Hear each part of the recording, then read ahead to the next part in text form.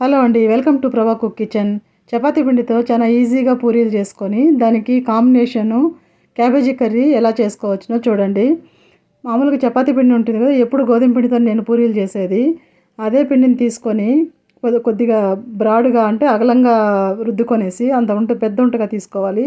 అగలంగా రుద్దుకొని మన డబ్బా మూత ఏదైనా వస్తుంది కదా క్యాప్, ఆ క్యాప్తో వచ్చి కొద్దిగా ఆయిల్ వేసుకొనేయండి పిండికి కట్టికి రెండింటికి కూడా. చూడండి, ఈ విధంగా క్యాప్తో మనం రౌండ్ షేప్లో చేసుకున్నామంటే పెద్దదిగా దాన్ని బ్రాడ్గా రుద్దుకొనేసి ఒకేసారి 3-4 వేసుకోవచ్చును. ఆయిల్ కాగిపోతుంది కదా, సేవ్ అవుతుంది మనకు టైము, చాలా బాగా పొంగుతాయి. షేప్ కూడా చాలా బాగుంటుంది. పిండికి ఆయిల్ ఎందుకు వేసుకోవాలంటే మనం పిండే వేసుకున్నామంటే ఆయిల్లో కొద్ది పౌడర్గా రాలుతుంది. ఆయిల్ వేసి రుద్దుకున్నామంటే ఆయిల్ క్లీన్గా ఉంటుంది, ఎక్కువ ఈడవదు కూడా, పీల్చుకోదు పూరీలు కూడా. ఆయిల్ చాలా నీట్గా ఉంటుంది ఆయిల్ కూడా. మనం ఈ విధంగా చేసుకునే ఈజీగా తొందరగా అవుతుంది. మామూలుగా ఫస్ట్ అయితే అందరూ ఈ విధంగా కొద్దిగా ఉంటే తీసుకొని ఒక్కొక్కటి వేసుకోవాలి కదా. మనం ఆయిల్ సిమ్లో పెట్టి కొద్దిసేపు ఒక్కొక్కటి వేసుకుంటూ ఉండాలి. అదైతే ఒకేసారి 3-4 ఆ విధంగా వేసుకోవచ్చు.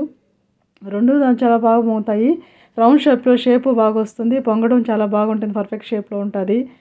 చూడండి, మీరు ట్రై చేసి. దానికి కాంబినేషను కాలీఫ్లవర్ కర్రీ చేశాను, చాలా బాగుంటుంది. ఫస్టే నేను ఆయిల్లో లవంగాలు, చెక్క, 2 ఏలక్కి అన్నీ వేసుకున్నాను. 2 ఆనియన్ వేసుకున్నాను కట్ చేసి. అది ఫ్రై అయిన తర్వాత టమాటో వేసుకున్నాను. దానికి మీకు కావాల్సినంత సరిపోయే కారపొడి, ధనియాల పొడి, కొద్దిగా గరం మసాలా. మీకు ఎంత కారం తినేవాళ్ళైతే కొద్ది కారం తక్కువ తినేవాళ్ళైతే కొద్ది తక్కువ వేసుకోండి.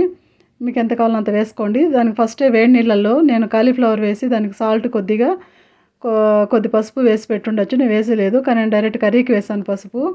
దాంట్లో ఏదన్నా పురుగులు ఏదైనా ఉంటే చనిపోతాయి. నీట్గా అయితే ఫస్ట్ క్లీన్ చేసేటప్పుడు కొద్దిగా చూసుకొని జాగ్రత్తగా క్లీన్ చేసుకోవాలి కాలీఫ్లవరు. చూడండి, నేను తర్వాత వేసాను పసుపు. మామూలుగా అయితే కొద్ది సాల్ట్, కొద్ది పసుపు వేసి వేడి నీళ్ళల్లో వేసి తీయిస్తాను.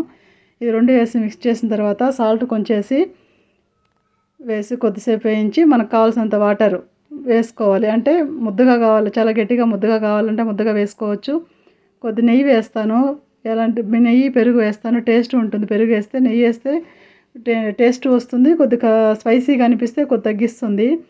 పెరుగు, నెయ్యి ఇలాంటి మసాలా కర్రీకి నేనైతే వేస్తాను. మామూలు బిర్యానీ చేసేటప్పుడు వేస్తాం కదా చికెన్కి, దానికి టేస్ట్ ఉంటుంది చూడండి, దానివల్ల ఆ విధంగా ఉంటుంది. కొద్ది వాటర్ వేసుకొని ప్లేట్ మూసి పెట్టేస్తే అది ఒక 5 నిమిషాలు ఉడికింది. క్యాబేజీ తొందరగా ఉడికిపోతుంది, కాలీఫ్లవరు ఇదవుతుంది, చాలా బాగా వస్తుంది, గట్టిపడుతుంది. కర్రీ కూడా కొద్ది చిక్కబడుతుంది. తర్వాత ఆఫ్ చేసి 5 నిమిషాలు చాలు, అది తొందరగా ఉడికిపోతుంది కాలీఫ్లవరు. మనం వేయాలంటే ఫస్టే వేడి నీళ్ళలో కొద్దిగా ఉడికించుంటాం కాబట్టి. 2 అయితే చాలా బాగుంటుంది. మీరు ఒకసారి ట్రై చేయండి ఎలా వచ్చిందనేసి. పూరీకి క్యాబేజీ కర్రీ బాగుంది.